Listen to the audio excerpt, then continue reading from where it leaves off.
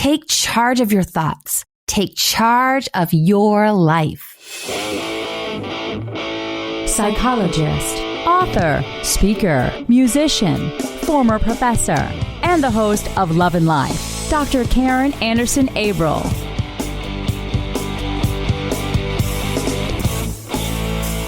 Welcome to Dr. Karen Love and Life. I'm Dr. Karen Anderson Averill.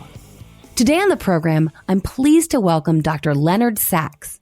Dr. Sax has spoken on issues of child and adolescent development, not only in the United States, but also in Australia, Bermuda, Canada, England, Germany, Italy, Mexico, New Zealand, Scotland, Spain, and Switzerland. He's appeared on The Today Show, CNN, National Public Radio, PBS, Fox News, Fox Business, the BBC, CBC, the Australian Broadcasting Corporation, New Zealand Television, and many other national and international media. He's the author of several books, Why Gender Matters, Boys Adrift, Girls on the Edge, and The Collapse of Parenting. He graduated from MIT at age 19 and then went on to the University of Pennsylvania, where he earned both a PhD in psychology and an MD. Dr. Sax, welcome to the program. Thanks for inviting me.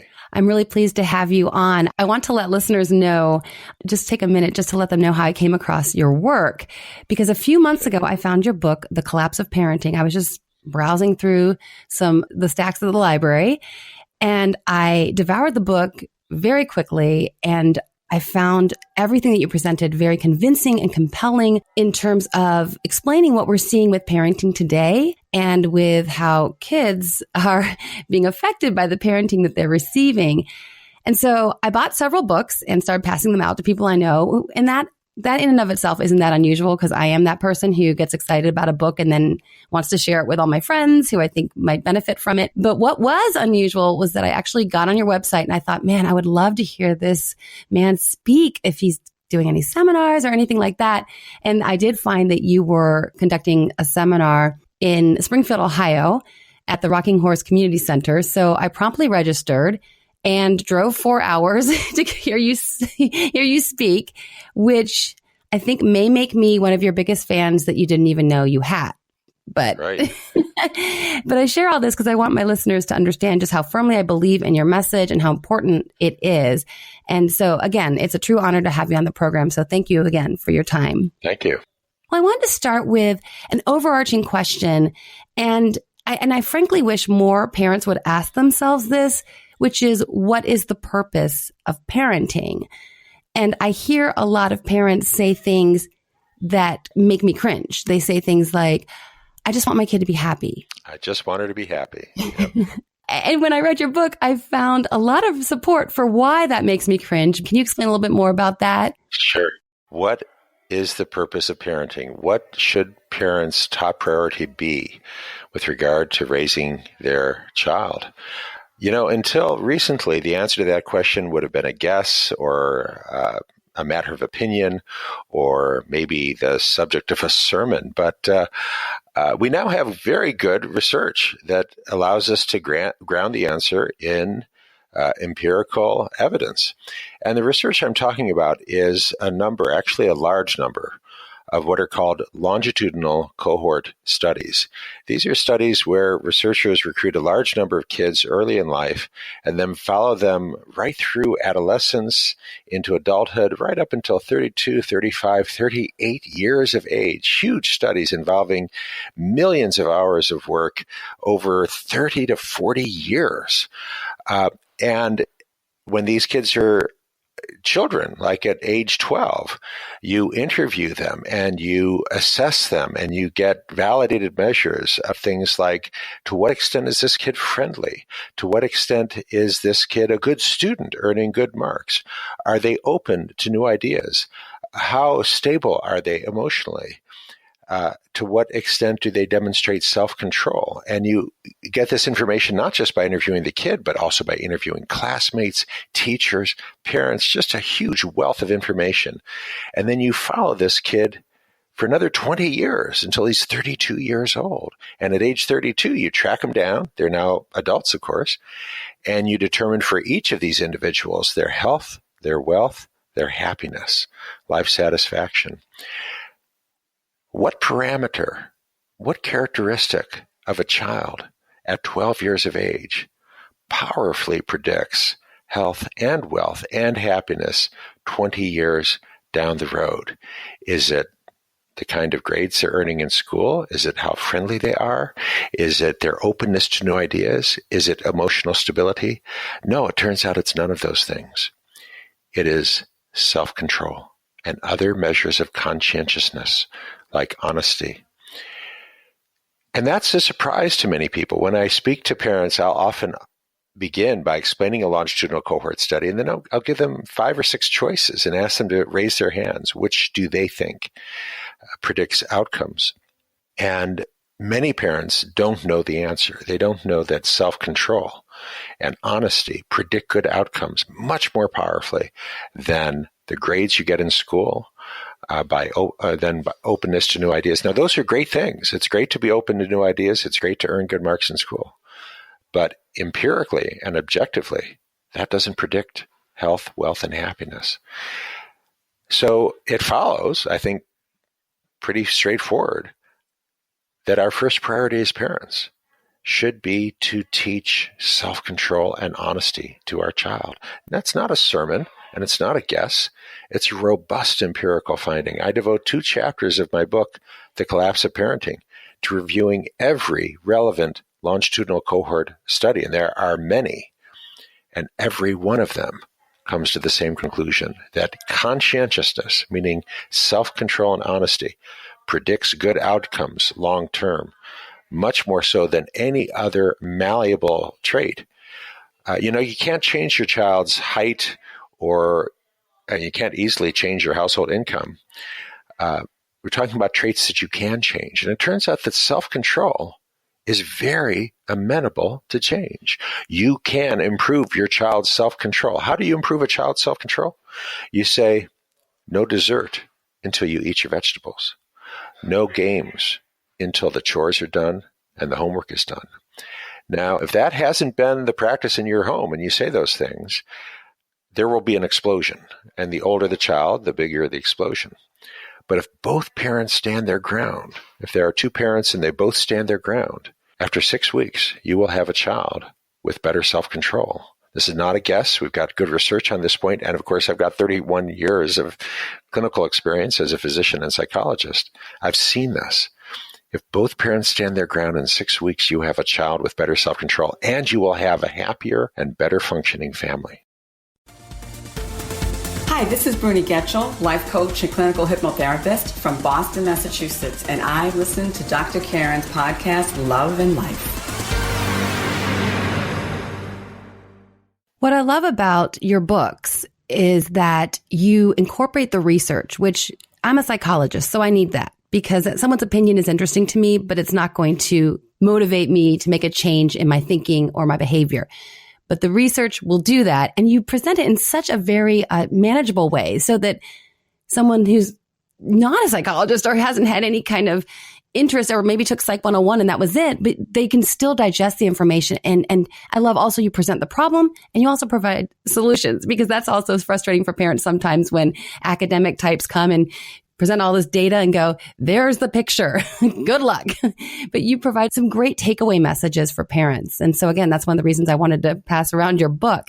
But when you talk about all this, to my mind, I think some of this sounds so basic. How is it that parents stopped disciplining and stopped encouraging their children to have self-control and stopped trying to provide children opportunities to develop self-control and discipline themselves? Can you talk about that a little bit, some of the cultural shifts? Culture is the key. American culture shifted in ways that had the unintended consequence of really undermining the family. Yes. And I defend that statement with several different lines of research in my book, The Collapse of Parenting. But let me just tell you one, and that is the most popular television shows. 50 years ago, the most popular television shows in the United States were shows like The Andy Griffith Show, My Three Sons, Father Knows Best. Those shows consistently portrayed the parents as knowledgeable, competent, reliable, productive, caring, kind. In writing The Collapse of Parenting, I looked at the 150 most popular shows currently on American television. Not one of them consistently or even often portrays a parent as knowledgeable, competent, caring, productive, whether it's The Simpsons or the Disney Channel. On the Disney Channel, shows like Dog with a Blog or Liv and Maddie consistently portray the parents as clueless, out of touch, and the parents do stupid, ridiculous things that the kids laugh at, and we are supposed to laugh along with the kids at how clueless and ignorant the parents are. Right. Modern Family. I mean, you could just go on and on about all these popular shows on American television that consistently portray parents as clueless, especially fathers, as clueless idiots, and the children, the teenagers, are knowledgeable and insightful and giving good advice to their parents who are often too dumb to listen. That's one of many aspects of American culture. The first chapter of my book, The Collapse of Parenting, is titled The Culture of Disrespect. You know, in writing my book, Boys Adrift, I talked to a number of cultural anthropologists. These are people who have spent their lives studying how other people have lived in different times, different places. And like Gilbert Hurt and especially David Gilmour at the State University of New York at Stony Brook. And I asked Dr. Gilmour, I said, talk to me about cultures that last. Do they have anything in common? Well, if you ask that question in terms of what they eat, what they drink, or what their religious beliefs are, the answer is no. There's nothing that all enduring cultures share on those parameters. But there is one thing that all enduring cultures do share, enduring cultures. They share strong bonds of respect across generations, strong bonds across generations.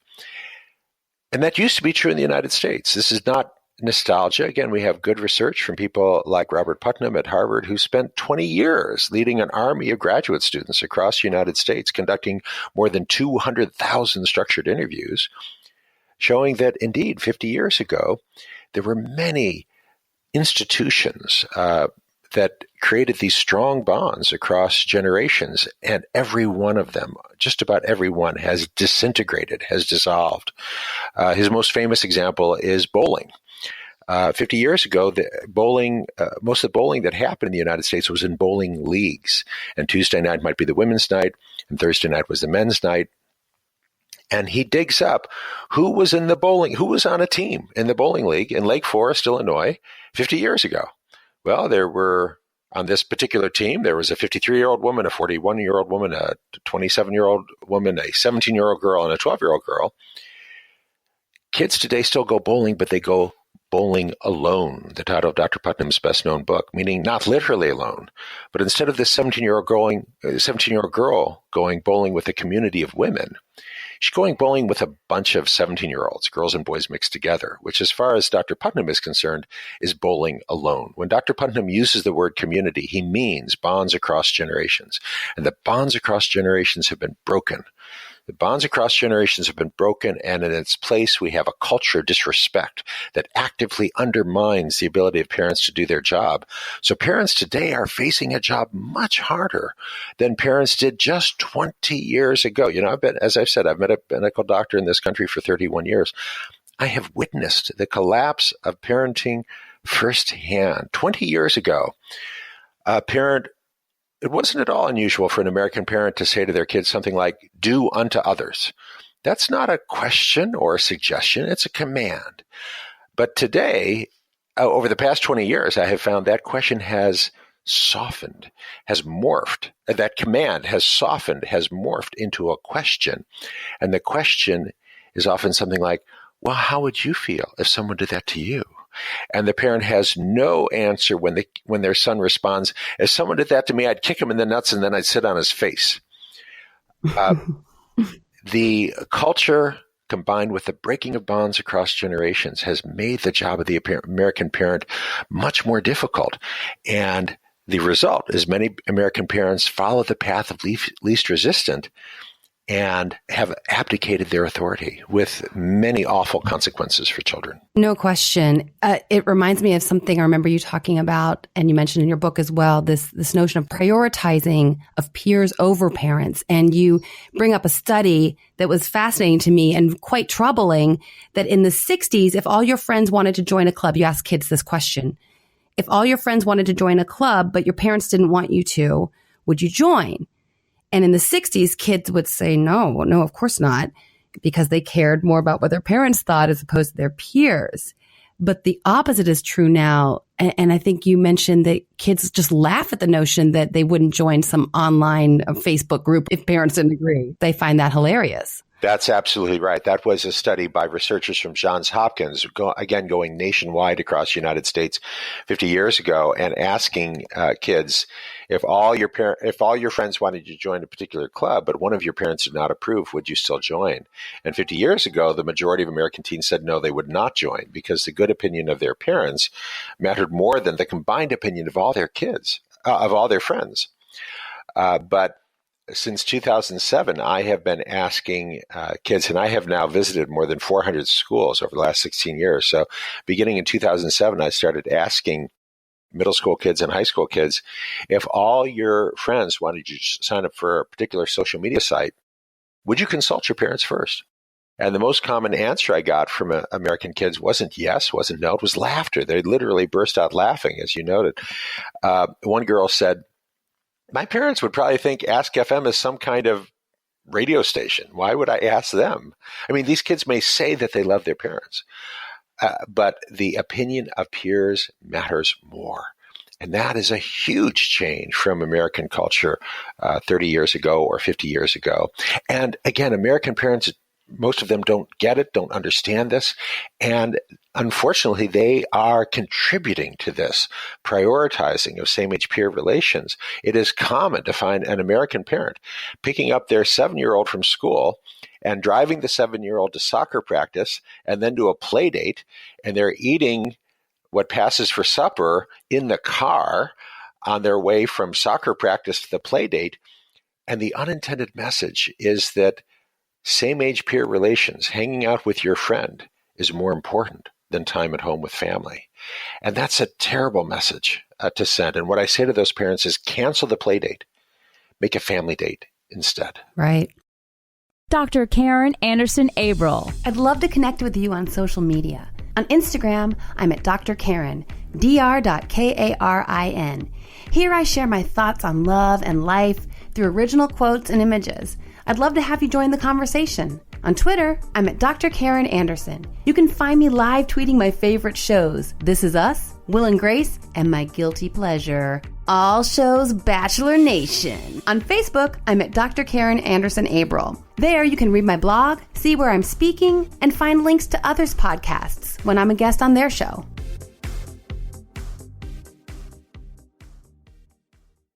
Reminds me of something else that you mentioned, is that the other unintended consequence that is so hard to see when you're in it, like anything, the objectivity that we can see as onlookers and as researchers is something you bring up that's so important.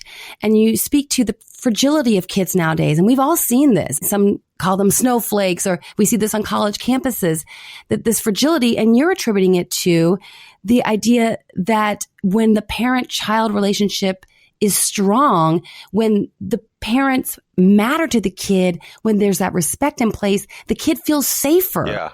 When the peers are the priority, the kid's not safe. Yeah. Let me give an example that I found is very useful in helping people understand how prioritizing same-age peer relations leads to fragility. Yeah. So a girl comes home from school and she's very upset.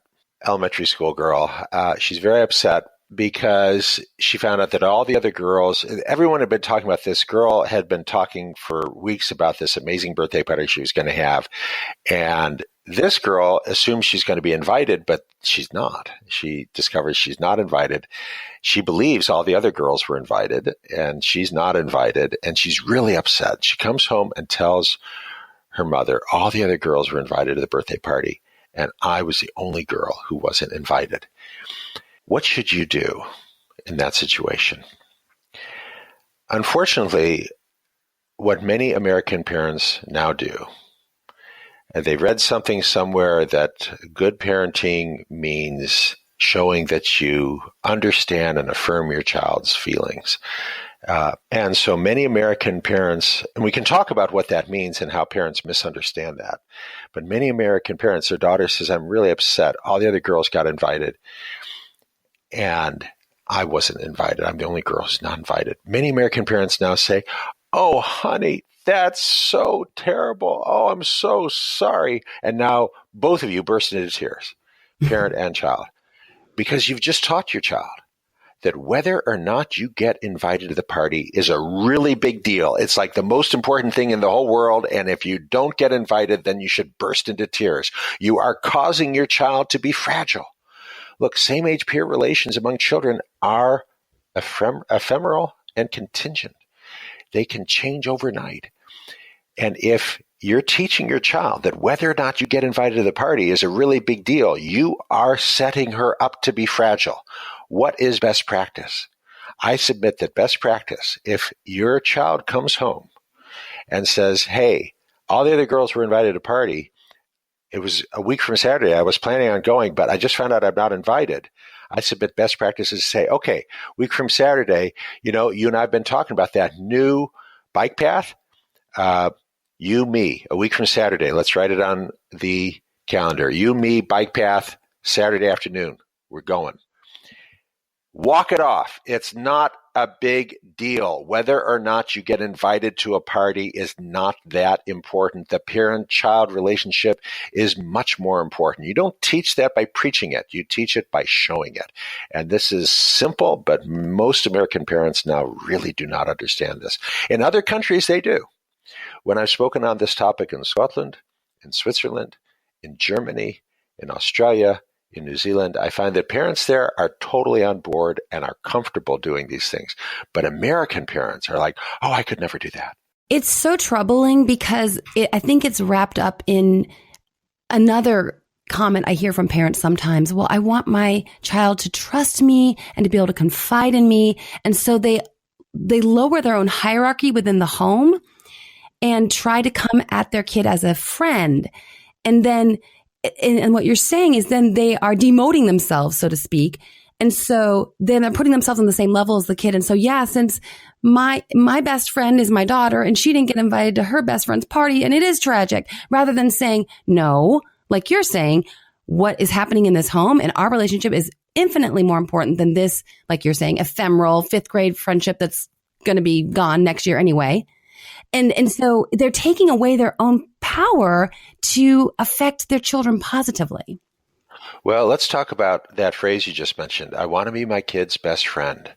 We get a little tripped up by the language, by the semantics here, because of course you want to have a loving and close relationship with your child, as you should.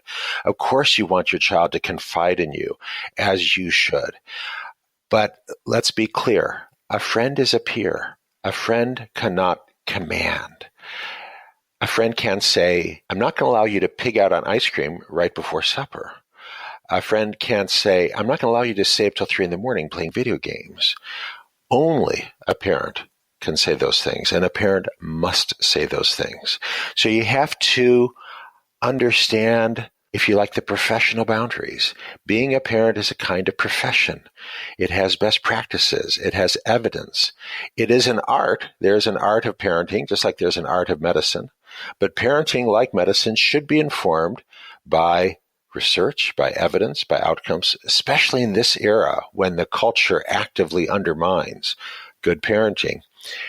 So the art of parenting requires that you understand where to draw boundaries. Yes, your child should be able to confide in you, and you should be ready. And if she's going to confide in you, put aside whatever you're doing and sit down and look her in the eye and communicate. I have nothing more important than listening to what you have to say to me.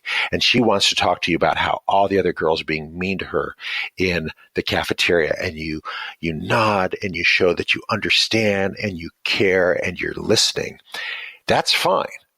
But you do not then turn and confide in you and say, oh, you think that's bad? Let me tell you how the other employers are treating me in a lounge at lunchtime. You do not confide in your daughter as she confided in you. You have to maintain, so to speak, the professional boundaries of being a parent. And again, so many parents, American parents, uniquely American parents, are confused on this point. And they think that to be my daughter's confidant, I must abolish any authority and simply become another peer. And those parents really misunderstand their role. Look, what is the point of childhood? Why is childhood? Why is childhood? Question mark. Right. And again, this is a topic I address and answer in the first chapter of The Collapse of Parenting. A 4-year-old horse is a mature adult. A 4-year-old child has barely begun. And a horse is a much bigger animal than a human. Why? What is the point? Why is human childhood longer than the lifetimes of many mammals? Well, we don't have to guess. We have researchers who have studied this question and who have answered it. And the answer they give is that human childhood is as long as it is because it takes many, many years for parents to teach the parent's culture to the child. That's your job. This is not a matter of opinion. This is intrinsic to what it means to be human. It's what distinguishes our species from every other. A very lengthy childhood is there in order for parents to teach children, and yet many American parents now abdicate that responsibility. In that chapter, I cite a op-ed by a regular columnist for the New York Times, Jennifer Finney Boylan, and she writes in her op-ed, she says, enlightened parenting means setting your child free to discover for themselves their own right and wrong. And if in so doing they become a stranger to you, then so be it. And that's very nearly a direct quote because I've quoted her essay many times. And that may sound enlightened to some, but it is not. It is a dereliction of duty. If you set your child free to discover for themselves their own right and wrong, and you live in the United States, what they're going to discover is Akon, Eminem, 50 Cent, Justin Timberlake, Miley Cyrus, Nicki Minaj, mainstream pornography. You are not doing your child any favors. On the contrary, you are undermining their moral development. It is your job to be the parent, and that is different from the job of the best friend. There's any number of kids out there who can be your kid's best friend, but none of them can do the job of the parent. That's your job. You need to understand what your job is. I'll give you a very, very specific and concrete example. Is it okay for your teenager to take their cell phone into the bedroom with them? No, it's not. This is not just my opinion. This is the official guidelines of the American Academy of Pediatrics. Kids should not be taking their phone into the bedroom with them. And yet many, many American teens do. And at 2 a.m, your daughter's getting a text. OMG, Justin and Emily just broke up. This is really big news. We'll have to talk about it. And your daughter's up for an hour in the middle of the night exchanging text messages. Look, the rules of good parenting have not changed in 20 years. 20 years ago, a girl could not accept a phone call at 2 a.m.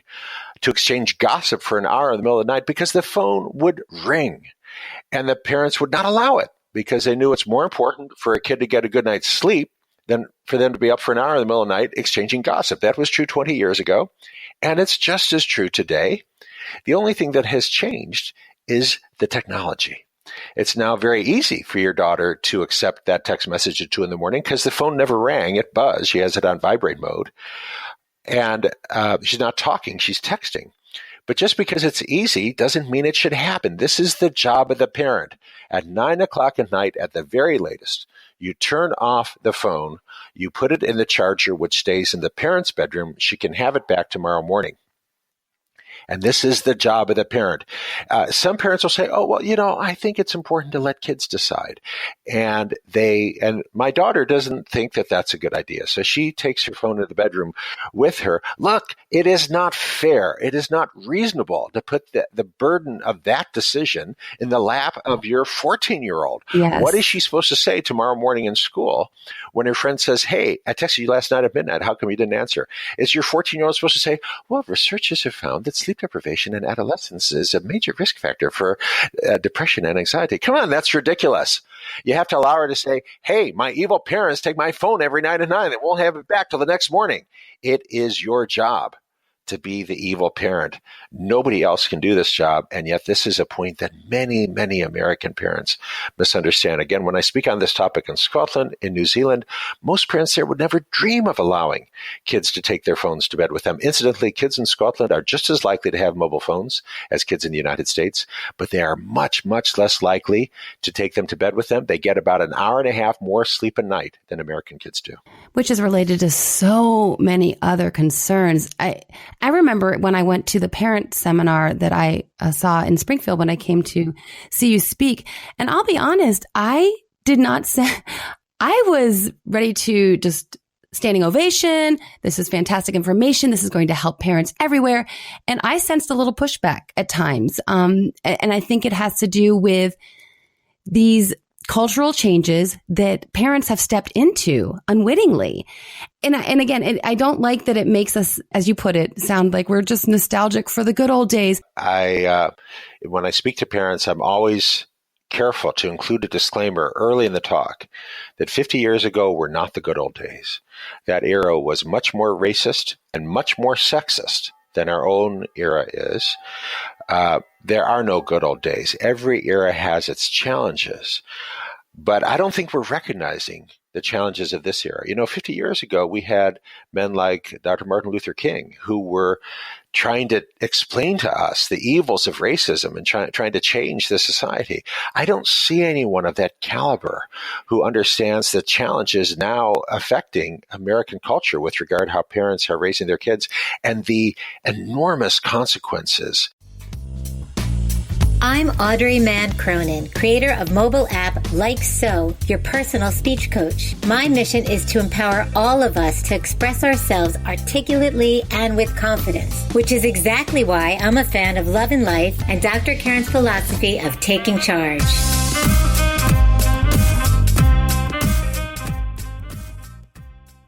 Dr. Sax had so much great information for us, we've decided to present the rest of the conversation in a subsequent episode. Next time, Dr. Sax covers the following. Why are so many kids diagnosed with ADHD, bipolar, and oppositional defiant disorder? How does social media usage affect our children? Do boys and girls consume and respond to social media differently? And what about the research? What do the latest longitudinal studies tell us about child development over the last 10 years, since the first smartphones were introduced? Join us next time. The Love and Life hack for this week is, be a parent. Your kid has plenty of friends. Be their parent. Take charge of your thoughts. Take charge of your life. This is Dr. Karen Anderson Abrall. Thank you so much for listening. Until next time, make it a great week.